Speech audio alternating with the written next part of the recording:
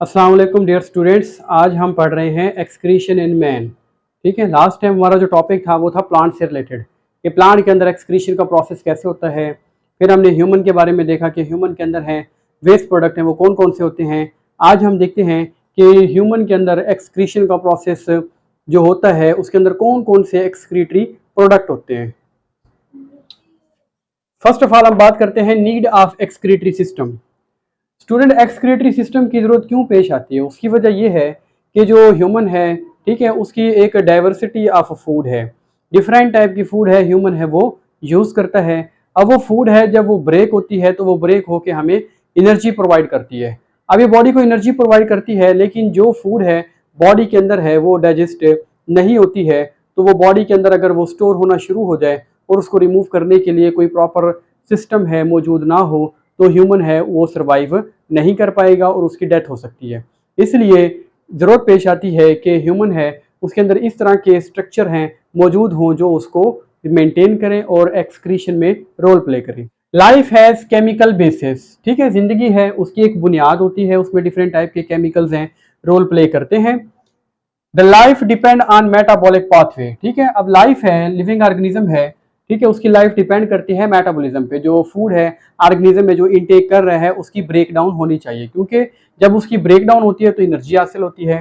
Metabolic activity produce metabolic waste. जब food है organism है, फॉर एग्जांपल प्रोटीन है, लिपिड है, कार्बोहाइड्रेट है, जब वो फूड है उसकी जब मेटाबॉलिज्म होती है, जब उसकी ब्रेक डाउन होती है, ठीक है, तो उसकी वजह से मेटाबॉलिक वेस्ट पैदा होता है।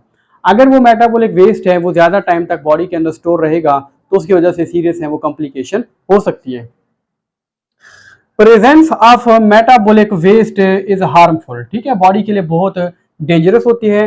So these chemicals must be remove from the body. अब हम देखते हैं बॉडी के अंदर कौन कौन से डिफरेंट टाइप के मेटाबॉलिक वेस्ट होते हैं ह्यूमन के अंदर। फर्स्ट है हमारे पास urea. Okay, urea is produced by the metabolism of amino acid. ठीक है, प्रोटीन है, जब हम गोश्त खाते हैं, ठीक है, वो सेम प्रोटीन हासिल होती है। तो जब वो प्रोटीन है जब वो ब्रेक होती है, ब्रेक होकर सिंपल फॉर्म में आ जाती है जिसे हम अमीनो एसिड कहते हैं। ठीक है, यूरिया कैसे प्रोड्यूस होता है? It is produce by the metabolism of amino acid. यानी कि प्रोटीन है जब ब्रेक होती है तो अमीनो एसिड बनाती है और अमीनो एसिड की ब्रेक डाउन से यूरिया की फॉर्मेशन होती है।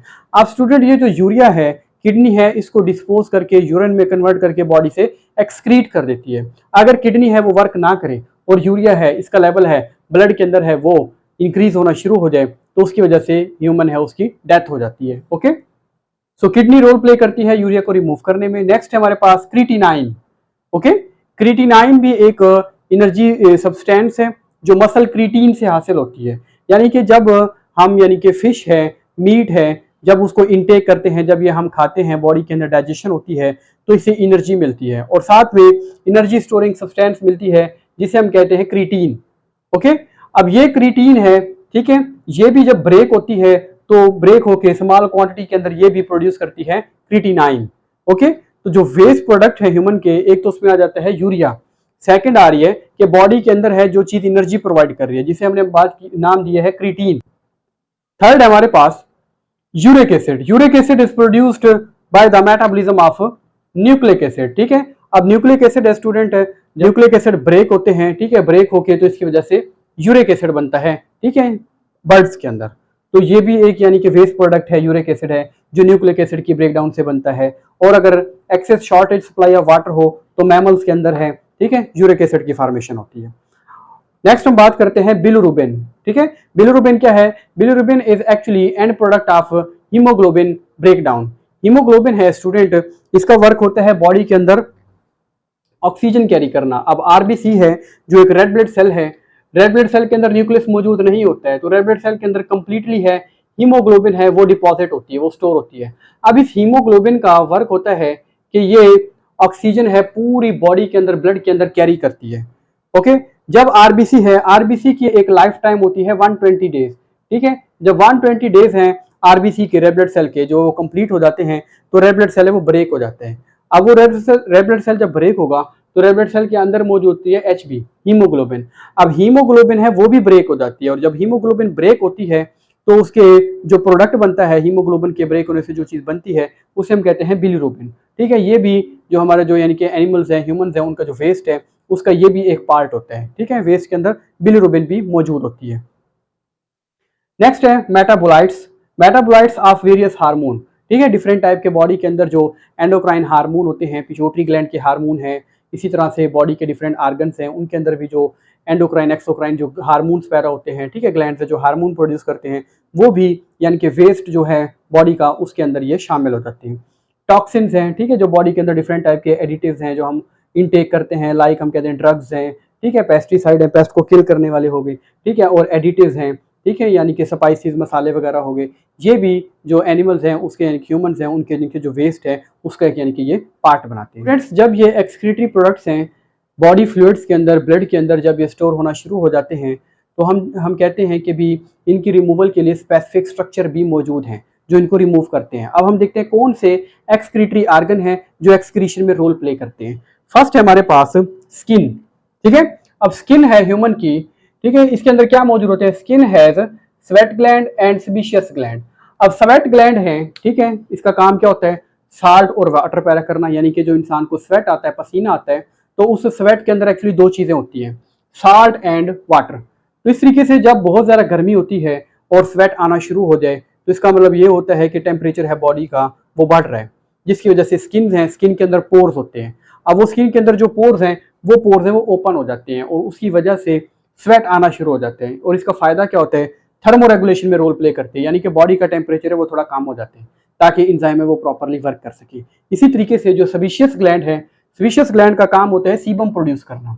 ठीक है, सीबम क्या है? Sebum is a substance that protect the body from the germs. Germs जैसे ही बॉडी पे अटैक करते हैं, ठीक है, तो सीबम है, ठीक है, ये प्रोड्यूस होती है, सेबेशियस ग्लैंड सीबम प्रोड्यूस करता है। ये ऑयली स्ट्रक्चर होते हैं, इसका काम क्या होता है? जर्म्स को ग्रो करने नहीं देता है और उनको किल कर देता है। ठीक है, वो सर्वाइव नहीं कर पाते। तो स्किन के अंदर देख लें आप, स्वेट ग्लैंड है, सेबेशियस ग्लैंड है, दोनों का काम क्या है? बॉडी के टेम्परेचर को कंट्रोल करना स्वेट ग्लैंड का काम है, और सेबेशियस ग्लैंड का काम क्या होता है? बॉडी के अंदर यानी कि जो जर्म्स हैं बॉडी को, ठीक है ना, उनको किल करना। सो ये है हमारे पास स्किन के बारे में। अब हम बात करें जब स्किन की, हम कहते हैं skin does not considered as excretory organ. ठीक है, स्किन है वो एक्सक्रीटरी आर्गन की डेफिनेशन में नहीं आती है। क्यों नहीं आती है? क्योंकि स्टूडेंट हम कहते हैं एक्सक्रीटरी आर्गन उस आर्गन को कंसीडर किया जाता है जो कंटिन्यूसली वर्क कर रहा हो, जो मुसलसल वर्क कर रहा हो, ठीक है ना, थ्रू आउट द लाइफ। लेकिन स्किन है वो उसी वक्त स्वेट प्रोड्यूस करती है, ठीक है, जब हम कहते हैं समर सीजन होता है, जब गर्मी होती है, जब टेम्परेचर है बॉडी का वो राइज हो रहा है, इंक्रीज हो रहा है, ठीक है। लेकिन जब विंटर सीजन है, जब टेम्परेचर नॉर्मल होता है, तब स्किन है, ठीक है, वो स्वेट प्रोड्यूस नहीं करती है। तो इसलिए हम कहते हैं skin does not come in the definition of excretory organ because skin works for a specific time, ठीक है, when temperature of the body is rising.